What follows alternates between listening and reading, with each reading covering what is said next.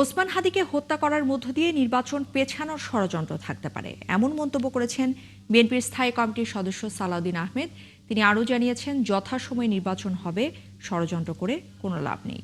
শুক্রবার বিকেলে রাজধানীর গুলশানে সাংবাদিকদের সাথে আলাপকালে এসব কথা জানিয়েছেন তিনি। এদিকে হাদি হত্যাকারীদের বিচার দাবিতে কেন্দ্রীয় শহীদ মিনারে সমাবেশ করেছে জাতীয়তাবাদী ছাত্রদল। মাহিলা ইসলামের প্রতিবেদন। মা, পিম্পল 5 দিনেই চলে যাবে। যাবে না মা।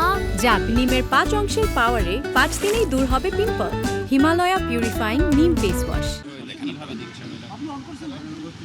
গুলশানে সাংবাদিকদের সাথে সমসাময়িক বিষয় নিয়ে কথা বলেন বিএনপির স্থায়ী কমিটির সদস্য সালাউদ্দিন আহমদ। তিনি জানান, হাদির হত্যাকাণ্ড নির্বাচন পেছানোর ষড়যন্ত্র। আমরা গভীরভাবে শোকাহত। এরকম একটি হত্যাকাণ্ড বাংলাদেশের পুরো অনুভূতিতে নাড়া দিয়েছে। আমরা মনে করি দেশের অভ্যন্তরে এবং দেশের বাইরে পতিত ফ্যাসিবাদী শক্তি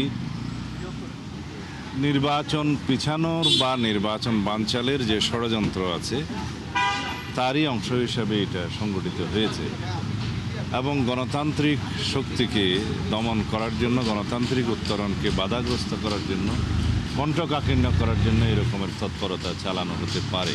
দলের ভারপ্রাপ্ত চেয়ারম্যানের স্বদেশ প্রত্যাবর্তন 25 ডিসেম্বর। সংবর্ধনা প্রদানের প্রস্তুতির জন্য ভ্যানু পরিদর্শন করেছেন বিএনপি নেতারা। স্মরণ রাখার মতো সংবর্ধনা প্রদানের প্রস্তুতি নিচ্ছে দল, জানান সালাউদ্দিন।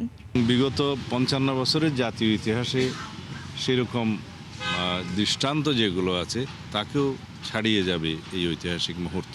এদিকে কেন্দ্রীয় শহীদ মিনারে হাদির হত্যাকারীদের বিচারের দাবিতে সমাবেশ করেছে জাতীয়তাবাদী ছাত্রদল। দোষীদের দ্রুত গ্রেফতার করার দাবি।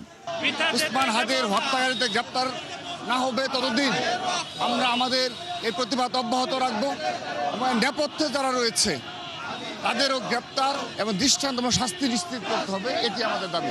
দেশের নিরাপত্তা ব্যবস্থা জোরদার করতে সরকারের প্রতি আহ্বান জানান ছাত্রদল নেতারা। মাহিলা ইসলাম, ৭১, ঢাকা।